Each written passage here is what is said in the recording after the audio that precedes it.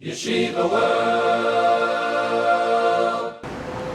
The NYPD has, as you know, many of you know, we stay in constant touch with you, which is always helpful. Has made several changes to the needs of the community, always in an effort to improve our service and keep the city even safer as we go forward.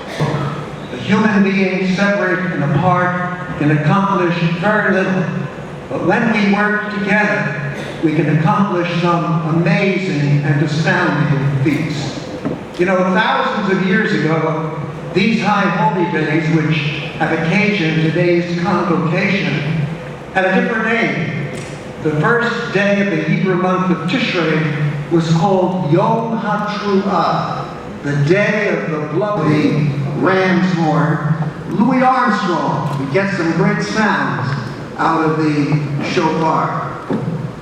The purpose of the shofar, according to the Bible, was a summons to connectivity. The scriptures say, "V'hakel et ha'kahal tika'u." When you call the congregation together, you shall sound the shofar. It was also a wake-up call. It was Commissioner Bratton's approach towards law enforcement, and is certainly more important than ever in these very dangerous and perilous times. The beginning of the new year is always an anxious moment for the Jewish community. We stand at the intersection of emotions of fear and hope. On the one hand, we are painfully aware of the bad things that can happen. With the rise of ISIS or ISIL, we have seen an increase in terrorist attacks against Jewish targets around the world, from a Jewish museum in Belgium, to a synagogue in Copenhagen, to a kosher supermarket in France. I hope to explain today how these attacks fit into the larger context of conflict around the Middle East. And so I begin with the Sunni-Shia conflict. It is important to state up front that this conflict isn't new. However, the there are also issues specific to the Jewish community that we are working as an administration to rectify. That is why when Mayor de Blasio spoke to Mayor Hidalgo of Paris, they spoke about the dangers posed by anti-Semitism and shared ideas of how to make more integrated societies. The well-being of the Jewish community is integral to the well-being of this city. And we know that we will need to be innovative in how we continue to maintain that well-being, and we will have to continue to be vigilant.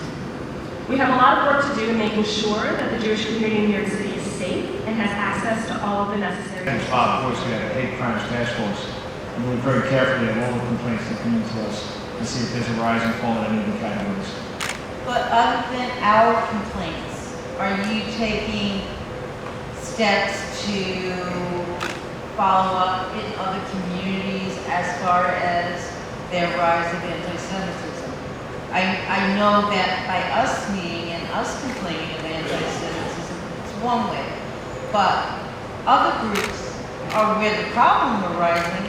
Are there steps being taken to listen to what they're saying against the Jews and protecting us from them? And part of this is what hate crimes task force does. And this is based on the complaints that we get, and then they're fully investigated. It might not just be against that individual case, but if it leads to a larger case, if there's a pattern, hate crimes task force will look at that also. Question this young lady had about some of the anti-Semitism that goes on. I do have to compliment Chief Chapter Unit staff, Community Affairs, when they find out that there's some issue with some of the people who are on the anti-Semitic side, they do set up some sort of meetings with the communities and try to straighten out certain things, which is a tremendous help. So I think Community Affairs is a lot involved in trying to negotiate and be the middle people between certain groups, which is very important. So on the other hand is thank you for this meeting, and it was very complimentary to see how the police department takes care of the anti-terrorist